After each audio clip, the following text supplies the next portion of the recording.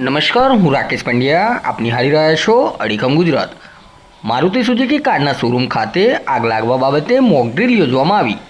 મહીસાગર જિલ્લાના લુણાવાડા નગરપાલિકાની fire team, disaster management અને 108 વિભાગ દ્વારા મોક ડ્રીલનું આયોજન કરાયું.